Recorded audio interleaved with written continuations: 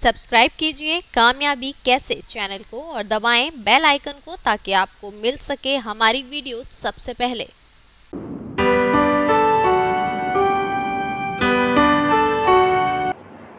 मैं कड़ी धूप में चलता हूँ यकीन के साथ, मैं कड़ी धूप में चलता हूँ यकीन के साथ कि मैं जलूंगा तो मेरे घर में उजाले होंगे। हाँ दोस्तों, परिश्रम करने वाले को ही कुछ मिलता है। मैं श्याम सुंदर पाठक, असिस्टेंट कमिश्नर, आज आपके लिए जो वीडियो लेकर आया हूँ उसमें यूपी पीसीएस का के प्री के फर्स्ट पेपर के बारे में मैं आपसे डिस्कस करूंगा कि कैसे इस पेपर को आप क्रैक कर सकते हैं।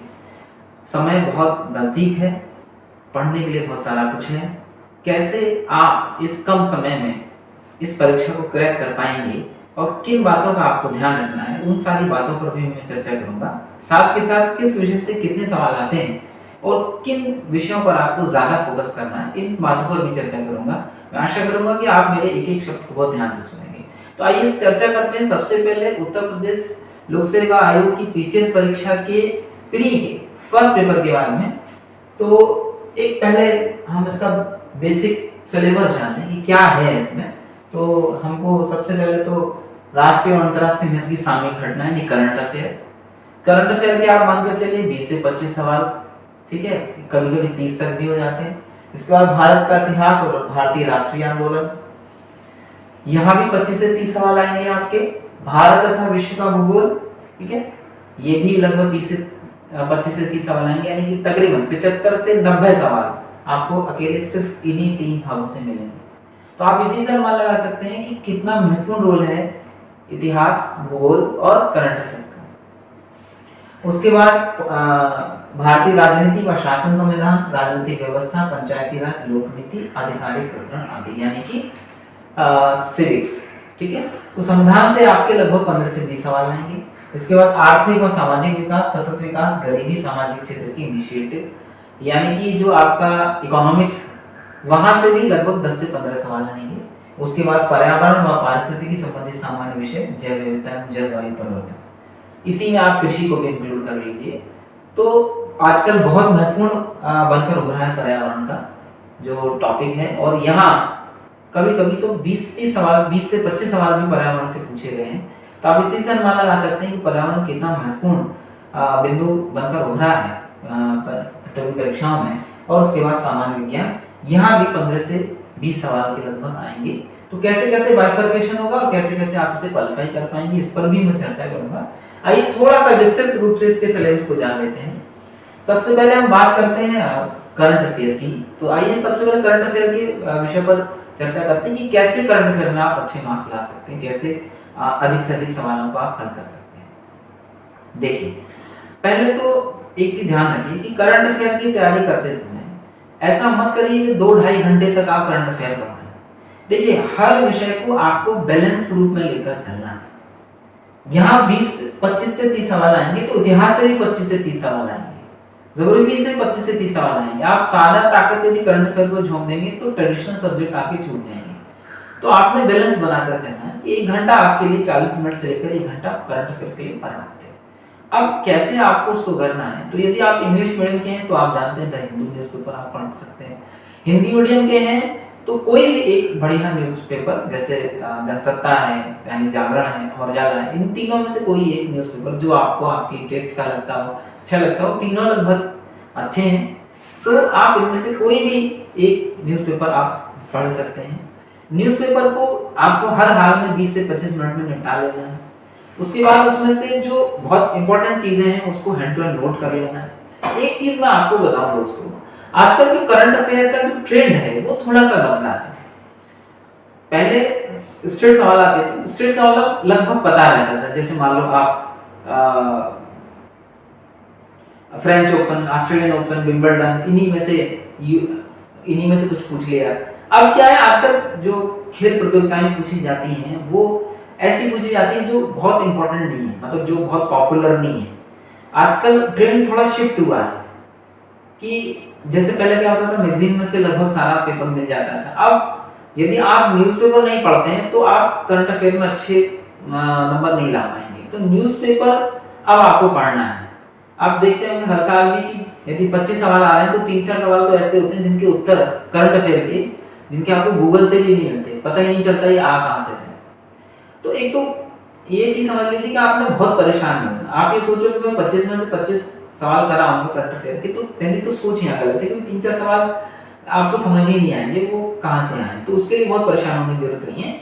आप मानकर चलिए कि 25 क्वेश्चन आ रहे हैं तो 20 क्वेश्चन आपके हो जाए, ठीक है। 3-4 ऐसे होंगे जो आपको आएंगे नहीं, 1-2 आप मिस्टेक में हो सकता है आप गलत कर रहे हैं। तो 20 सवाल यदि आप करा रहे हैं तो आप सेफ जोन में हैं, कोई इसमें बहुत टिपिकल कोई बहुत चिंता की बात नहीं, ठीक।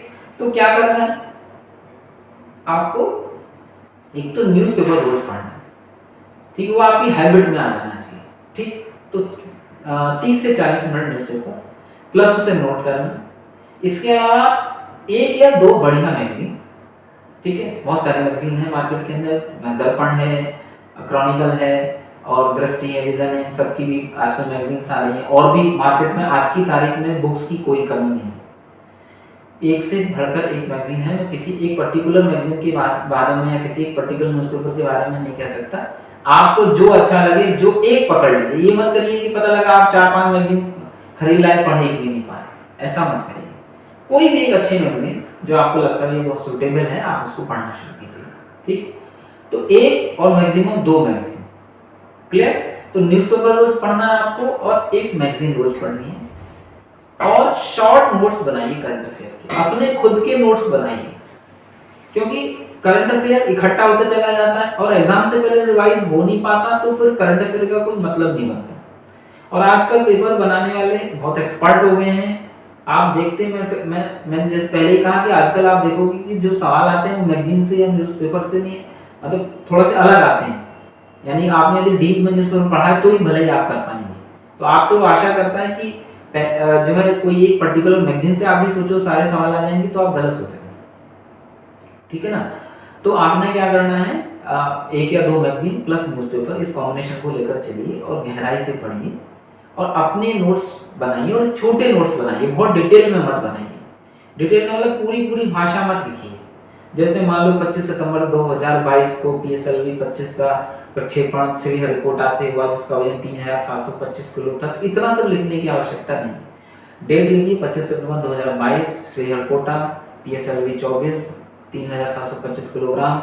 यानी कि जितने मिनिमम शब्दों में आपको वो चीज समझ में आ जाए, वो चीज बस आपको अपने नोट्स में बनानी है। तो कम से कम शब्दों में, कम से कम स्पेस में आप करंट अफेयर के नोट्स खुद के बनाइए, ताकि एग्जाम से पहले आप रिवाइज कर पाए। और सिस्टमेटिक नोट्स बनाइए, राष्ट्रीय अंतर्राष्ट्रीय घटनाएं अलग, पुरस्कार अलग, पुरस्कार भी राष्ट्रीय अंतर्राष्ट्रीय पुरस्कार अलग, बुक्स का अलग, घटनाओं का अलग, सम्मेलनों का अलग, पर्यावरण का अलग, ठीक है, इकोनॉमिक्स का अलग, इकोनॉमिक्स में राष्ट्रीय अंतर्राष्ट्रीय अलग। इसको थोड़ा सा डिवाइड करके अच्छे से एक अपनी डायरी मेंटेन करिए। और मैं इस बात को फिर दोहराऊंगा कि न्यूनतम शब्दों में, न्यूनतम स्पेस में, मिनिमम स्पेस में आपको अपनी सारे करंट अफेयर को लिख लेना है, ताकि एग्जाम से पहले आप रिवाइज कर पाएं। तो मुझे कोई कारण नहीं समझ में आता कि आप 25 यदि सवाल आ रहे हैं तो 20 से कम तो आपके हर सवाल किसी कीमत पर मतलब हर कीमत पर सही होंगे। तो ये चीज आप ध्यान रखिए, ठीक। अब हम बात करते हैं भारत का इतिहास और भारतीय राष्ट्रीय आंदोलन का, ठीक है। तो भारत का इतिहास और भारतीय राष्ट्रीय आंदोलन, यहाँ भी लगभग 25 से 30 सवाल आप मानकर चलिए। देखिए ये वेरिएशन है, हो सकता है किसी साल आपको इतिहास के 15 सवाल मिले, ठीक है, करंट अफेयर के 35 सवाल हो जाए, तो ये वेरिएशन तो चेंज हो सकता है। लेकिन मैं एक आपको रफ आइडिया आपको दे रहा हूँ कि 25 सवाल आप मानकर चलिए कि इतिहास से आ रहे हैं, और यदि 25 सवाल आ रहे हैं तो कम से कम 15 सवाल आपके वो आधुनिक भारत से आने वाले हैं। 10 सवाल जो आपको वो आएंगे प्राचीन भारत और मध्यकालीन भारत से। एक चीज हमेशा ध्यान रखिए, आधुनिक भारत पर सभी लोग फोकस करते हैं, सभी लोग, क्योंकि बहुत बड़ा योगदान है भारतीय राष्ट्रीय आंदोलन का। और मेंस में भी है, मेंस में जो फर्स्ट पेपर है उसमें भारतीय राष्ट्रीय आंदोलन का विस्तृत वर्णन है, तो उस पर तो सभी लोग फोकस करते हैं। लेकिन आपको रेस जीतनी है तो आपको उन विषयों पर भी फोकस करना पड़ेगा जहां अमूमन लोग थोड़ा सा बचते हैं, जैसे प्राचीन भारत, ठीक है, मध्यकालीन भारत, ठीक है। तो गहराई से पढ़िए प्राचीन भारत, मध्यकालीन भारत को। भारतीय राष्ट्रीय आंदोलन तो आप गहराई से पढ़ेंगे ही, क्योंकि वो तो परीक्षा की दृष्टि से महत्वपूर्ण है ही। लेकिन यदि प्राचीन भारत और मध्यकालीन भारत के भी आपके अधिकांश सवाल सही हो गए तो आप कहीं ना कहीं सिलेक्शन की मतलब दौड़ में। तो मेरा आपसे बड़ा आग्रह है कि आधुनिक भारत पर फोकस कीजिए, वो तो करना ही है, लेकिन प्राचीन भारत और मध्यकालीन भारत को भी पूरी तवज्जो दीजिए, उसको ज़्यादा से ज़्यादा याद कीजिए, याद करने पर फोकस कीजिए। और इस बात को मैं फिर दोहराऊंगा, कोई एक स्टैंडर्ड बुक पकड़ लीजिए, बुक का कोई अल्टरनेटिव नहीं है, बुक का कोई तोड़ नहीं है। बुक को आप कोई एक अच्छी बुक जो आपको लगती है प्राचीन भारत में ये अच्छी बुक है, मध्यकालीन भारत में ये अच्छी बुक है, देखिए 4 किताबें पढ़ने से अच्छा है एक किताब को 4 बार पढ़ें, और वो जो एक किताब को जो 4 बार पढ़ेंगे वही आपके काम आएगी, ना कि 4 पढ़ी हुई किताब। इस बात को मैं दोहराते हुए मैं फिर इस बात से आपसे कहूंगा कि 1 या 2 स्टैंडर्ड किताब पकड़िए और बस याद करने पर फोकस कीजिए, क्योंकि इतिहास याद करने से ज़्यादा जल्दी समझ में आता है। और चूंकि निगेटिव मार्किंग है, 1/3 निगेटिव मार्किंग है, यदि आपको कंठस्थ होगा अच्छे से तो आपको वहाँ कन्फ्यूजन नहीं होगा और उतना ही आपके सिलेक्शन की चांस बढ़ जाएंगे। जनरली क्या बच्चे करते हैं, बच्चे जो सबसे बड़ी जो चूक करते हैं कि वो याद करने से बचते हैं और पढ़ते ज्यादा है। पढ़िए ठीक है, लेकिन आपने कभी गाय को देखा है या भैंस को देखा है, वो 1 घंटे खाती है तो 4 घंटे जुगाली करती है।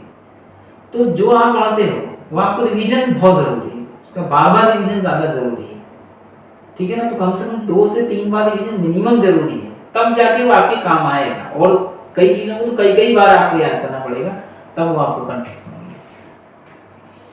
उसके बाद बात करते हैं भारत और विश्व का भूगोल का। तो देखिए भारत का भूगोल और विश्व के भूगोल में भी लगभग 25 से 30 सवाल आएंगे, ये वही कर सकता है। लेकिन भारत का भूगोल यदि 25 सवाल आ रहे हैं तो कम से कम मानकर चलिए 15 सवाल भारत के भूगोल के होंगे और 10 सवाल विश्व के भूगोल के होंगे, ये लगभग रेशियो है ना। फिर एक नई बात कि ज्यादातर बच्चों की भारत का भूगोल अच्छा होता है, क्योंकि भारत में रहते हैं, भारत के बारे में आपकी जानकारी ऑब्वियसली है कि आपकी बहुत अच्छी होगी। लेकिन बात आती है विश्व के भूगोल की। विश्व का भूगोल बहुत जरूरी है अच्छा होना, क्योंकि यही वो पोर्शन है जो ज्यादातर बच्चों का गलत होता है।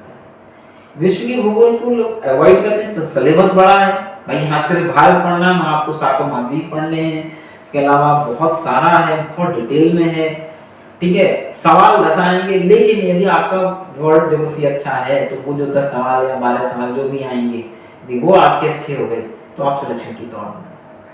देखिए जो सबका अच्छा है वो आपका अच्छा है तो सिलेक्शन नहीं होगा, जिससे सब लोग बचते हैं, जिससे सब लोग दूर भागते हैं, जिससे सब लोग डरते हैं, वो आपका अच्छा है तो आपका सिलेक्शन होगा, क्योंकि ये घोड़ों की रेस है, ठीक है ना। तो जरा सी भी चूक और खेल खत्म, ये बात ध्यान रखिए। तो वर्ल्ड ज्योग्राफी पर बहुत ज्यादा ध्यान दीजिए, और ज्योग्राफी को अच्छा करना चाहते हैं तो मैप को एक आदत बना लीजिए, यही आदतें आपकी सफलता को गढ़ती हैं।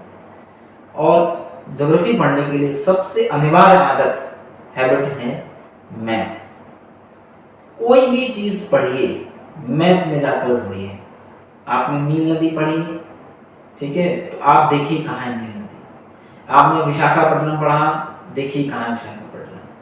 कोई चीज पढ़िए आप ज्योग्राफी में, आप उसको मैप को जब मैप में जरूर देखिए और बार बार मैप देखिए। जितना आप मैप पर ध्यान देंगे, जितना आप मतलब इतने अच्छे तरीके से मैप आपको याद हो कि आपको पिक्चर फॉर्म में चीजें याद आ जाए, कि कोई आपसे पूछे कि अच्छा बताइए कि फलाना नदी कहाँ रहती है, तो आपके दिमाग का पिक्चर आपको क्लियर बता दे कि ये देखो यार। तो चीजें आपको, ये आप सब जानते हैं कि पढ़ने से ज्यादा देख कर याद रहती है। तो मैप वही काम करती है, मैप आपके दिमाग में एकदम छप जाता है और जब आप सवाल पढ़ते हैं तो एकदम आपको याद आ जाता है कि देखिए ये फलाना राष्ट्रीय उद्यान यहाँ है, ये वाला यहाँ है। तो चूंकि आपके दिमाग में मैप छपा हुआ है एकदम आपको क्लिक करेगा कि ये इसका होता है। तो ज्योग्राफी अच्छा करना चाहते हैं और यदि आप मैप नहीं पढ़ते हैं तो भूल जाइए, आपका ज्योग्राफी कभी अच्छा नहीं हो सकता। मैप अच्छा है, आप मैप बार बार देखते हैं, मैप को आपने अपनी हैबिट बना लिया, ज्योग्राफी अच्छा होने से कोई नहीं हो सकता, ठीक। तो आपका प्रयास ये होना चाहिए कि यदि 90 सवाल ओवरऑल टोटल तो मान लीजिए 90 क्वेश्चन तो इसी के आ रहे हैं, 60 क्वेश्चन बाकी में से मान लीजिए, आप सोचिए और लगभग 95 से 100 के आसपास आप सेफ जोन में, यदि आपके 150 में से 100 सवाल सही है तो आप बिल्कुल सेफ जोन में आप मेंस के लिए क्वालिफाई कर रहे हैं। तो आप सोचिए 90 सवाल इन्हीं तीनों में से आ रहे हैं, करंट अफेयर, ज्योग्राफी और हिस्ट्री। यदि ये 3 सब्जेक्ट भी आपके अच्छे हैं तो आप बहुत बड़ी जंग जीतने की तरफ है। बात करते हैं सिविक्स की या संविधान की। देखिए, संविधान में लगभग 15 से 20 सवाल आते हैं, कभी कभी 10 भी आते हैं, कभी कभी 20 से ज़्यादा भी आते हैं। एक अप्रोक्सीमेट मैंने आपको रेशियो बताया है, और मैं कुछ वीडियो भी लेकर आऊँगा जिसमें प्रीवियस ईयर्स की मैं किस सब्जेक्ट से कितने सवाल आए हैं, तो एक आपको रफ आइडिया भी लगेगा। लेकिन ये मेरा अपना ऑब्जर्वेशन है कि 15 सवाल लगभग संविधान से आएंगे। और एक चीज़ कहने में मुझे कोई गुरेज नहीं है कि यदि संविधान का सवाल आप गलत करके आ रहे हैं तो आप घाती कदम उठा रहे हैं। प्रयास ये हो कि आपका संविधान से कोई प्रश्न गलत ना हो। एम लक्ष्मीकांत की किताब आप पढ़ते हैं, सब बहुत बढ़िया किताब है। एक उसी किताब को आप अच्छे से पढ़ जाइए, क्योंकि दोनों भाषाओं में आती है, हिंदी इंग्लिश में, इसलिए कोई प्रॉब्लम नहीं है, भाषा बड़ी सरल है। तो उस किताब को आप अच्छे से पढ़ जाइए, एक अक्षर 3-4 बार जहाँ आपने उसकी रीडिंग अच्छे से कर ली, दिमाग में बैठा लिया, तो मुझे कोई कारण नजर नहीं आता कि आपका सिविक्स का, संविधान का कोई सवाल गलत हो जाएगा, किसी कीमत पर नहीं होगा। आपका भी यही प्रयास हो कि मेरा संविधान से कोई प्रश्न गलत नहीं होना चाहिए। यदि 15 सवाल आ रहे हैं तो 15 में से 15 की प्रयास कीजिए, ताकि यदि एक आध सवाल भी गलत हो तो भी आप फाइटिंग में हो। तो आपका सबसे स्ट्रॉन्ग पॉइंट क्या होना चाहिए, क्योंकि देखिए हिस्ट्री और ज्योग्राफी और करंट अफेयर अथाह है, इसकी कोई लिमिट नहीं है। वहां आप गारंटी के साथ नहीं कुछ कह सकते कि हाँ मैं सारे सवाल सही करेंगे, लेकिन संविधान एक ऐसा पार्ट है जहां लगभग ऐसा, मतलब अक्सर करके हमारे साथ में ऐसा हुआ कि शायद ही कभी कोई गलत हुआ हो सवाल, नहीं तो संविधान से लगभग सारे सवाल सही होते थे। और संविधान से सारे सवालों का सही होने का मतलब है कि आप अब मजबूती के साथ सफलता की ओर आगे बढ़े।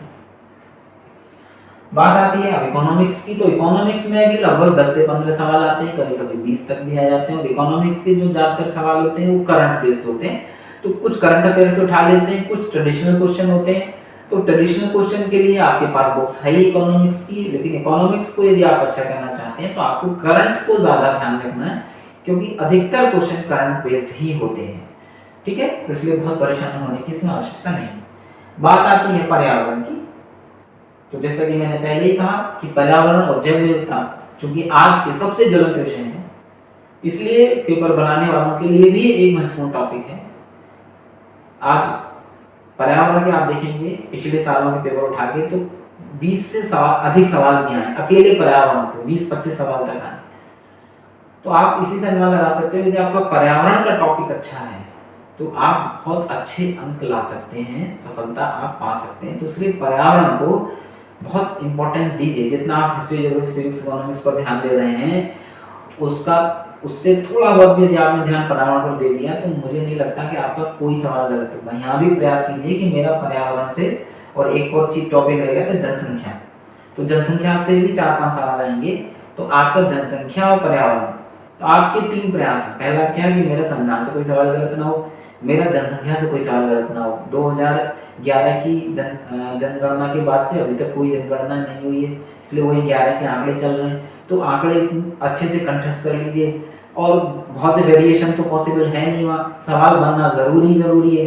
तो फिर आपका प्रयास है कि मेरा संविधान से, जनसंख्या से कोई सवाल गलत ना हो, और साथ साथ मेरा पर्यावरण से कोई सवाल गलत ना हो। पर्यावरण में भी कुछ सवाल करंट अफेयर के जोड़ दिए जाते हैं, जो हाल फिलहाल में पूरे विश्व में या भारत में पर्यावरण से संबंधित कोई महत्वपूर्ण सम्मेलन हुआ है तो उसे भी एक बार देख लीजिए। जैव विविधता से जुड़ी जो घटनाएं उनको देख लीजिए, जलवायु परिवर्तन से जुड़ी हुई खबरों को अच्छे से देख लीजिए, तो वो सब पर्यावरण में आ जाएंगे।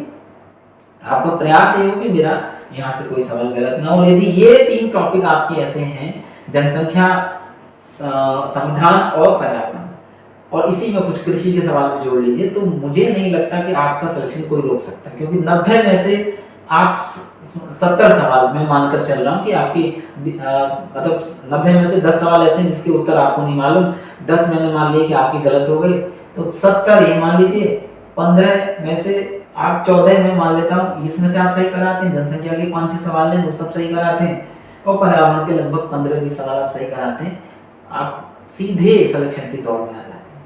तो इसलिए बहुत ऐसा नहीं कि कोई रॉकेट साइंस है या आप नहीं कर पाएंगे। इसके बाद आते हैं सामान्य विज्ञान पर। तो सामान्य विज्ञान में 3 पोर्शन है, फिजिक्स, केमिस्ट्री, बायो, और आप देखोगे यदि लगभग 15 से 20 क्वेश्चन भी यहाँ से साइंस से आते हैं, और ज्यादातर पोर्शन जो होता है वो बायो का होता है, फिर केमिस्ट्री का होता है, और सबसे कम सवाल फिजिक्स से आते हैं। तो बायो और केमिस्ट्री से आपके सवाल गलत ना हो, और बहुत प्रैक्टिकल क्वेश्चन होते हैं। वो आपसे कोई मतलब कोई थ्योरम नहीं पूछेगा, हाइजेनबर्ग का अनसर्टेनिटी प्रिंसिपल नहीं पूछेगा आपसे, ठीक है ना, कुंड का नियम नहीं पूछेगा। बहुत सिंपल सिंपल सवाल होंगे जो एक सामान्य व्यक्ति को जानकारी होनी चाहिए, जैसे फूल्स गोल्ड क्या है, ठीक है ना। तो अब वो इस तरीके के सवाल आएंगे, ठीक है ना, जो हमारे प्रैक्टिकल जीवन से जुड़े हुए हैं। तो मुझे कोई रीजन समझ में नहीं आता कि यदि आप साइंस स्ट्रीम के स्टूडेंट नहीं हैं तो आपको डरने की आवश्यकता है। इतनी नॉलेज आपको बेसिक होनी चाहिए कि जैसे आप मान लो आपको दूर का कम दिखाई देता है तो आप कौन सा चश्मा लगाएंगे। तो इस तरीके के सवाल पूछे जाते हैं, बहुत कठिन सवाल नहीं होते, और बहुत अच्छी अच्छी किताबें ऑलरेडी हैं मार्केट के अंदर। तो आपका प्रयास है हो कि सामान्य विज्ञान से भी मेरे अधिकतर सवाल सही हों, खासतौर से केमिस्ट्री और बायो से जुड़े सवाल तो आपके सही हों, क्योंकि बायो का कुछ पोर्शन पर्यावरण से जुड़ जाता है, ठीक है ना, कुछ ज्योग्राफी से जुड़ जाएगा। तो आप कंबाइन करके तो आपका ये प्रयास हो कि मेरे हर हाल में 110 सवाल सही हो। एक बात और मैं बता दूं, 150 सवाल में से 15 से 20 क्वेश्चन ऐसे होते हैं जिनके कहीं उत्तर आपने पढ़े ही नहीं होते। परेशान होने की आवश्यकता नहीं है। उन्हीं 15 सवालों को लेकर हर साल शोर मचता है, बहुत कठिन पेपर आ रहा है, बहुत कठिन पेपर आ रहा है, ऐसे ऐसे सवाल आते हैं और उसके लिए बच्चे परेशान रहते हैं, ये पता नहीं कहाँ से आया है, और उसके लिए फिर दुनिया भर की किताबें खरीद डालते हैं। आपका ध्यान उस सवाल पर ज्यादा है जिसका उत्तर किसी को नहीं पता है। आपका ध्यान उस सवाल पर होना चाहिए जो कम से कम आपको गलत ना हो। 150 में से 15 से 20 सवाल मानकर चलिए कि उसके उत्तर किसी को नहीं पता है, तो परेशान होने की आवश्यकता नहीं है। आपको 130 सवालों में से आपको 105 110 सवाल सही करने हैं, तो कोई चूक आपको नहीं करनी। मैं फिर कह रहा हूँ, देखिए घड़े में पानी भर जाएगा, चाहे आप पानी की गति चाहे जो, लेकिन यदि उसमें एक भी छेद रह गया तो पूरा घड़ा खाली हो जाएगा। एक भी चूक और सारी मेहनत खत्म। किसी भी चीज को हल्के में नहीं लेना। आप करंट अफेयर पर पूरी ताकत झोंक देंगे, आप पता लगा कि आपने हिस्ट्री और ज्योग्राफी पर ध्यान नहीं दिया तो सब खेल खत्म हो जाएगा। तो इस बात का ध्यान रखिए कि हर चीज को संतुलन के साथ समय दीजिए, संतुलन के साथ महत्व दीजिए, और आप देखोगे कि आप इस एग्जाम को बड़े आराम से क्वालिफाई कर ले जाएंगे। बहुत कठिन सवाल नहीं आते, फैक्ट बेस्ड क्वेश्चन ज्यादा होते हैं, लेकिन ऐसा नहीं कि कॉन्सेप्ट नहीं आते, कॉन्सेप्ट भी आते हैं, लेकिन बहुत परेशान होने की आवश्यकता नहीं है। पेपर का जो लेवल है वो आसान होता है। आपने यदि बुक्स को अच्छे से पढ़ा है तो आप लगभग हर सवाल को हल कर लेंगे। तो मैं आशा करता हूँ दोस्तों आपको ये मेरा वीडियो आज का बहुत अच्छा लगा होगा, समझ में आया होगा कि मुझे कैसे प्री के फर्स्ट पेपर को क्वालिफाई करना है। और यदि आप इसके बावजूद भी कोई चीज़ आप पूछना चाहते हैं तो कमेंट बॉक्स में पूछ सकते हैं। यदि आपको ये वीडियो अच्छा लगा है तो उसे शेयर करना मत भूलिएगा। अगले वीडियो में मैं CSET के सेकंड पेपर के बारे में डिस्कशन करूंगा। नमस्कार। सब्सक्राइब कीजिए कामयाबी कैसे चैनल को और दबाएं बेल आइकन को ताकि आपको मिल सके हमारी वीडियो सबसे पहले।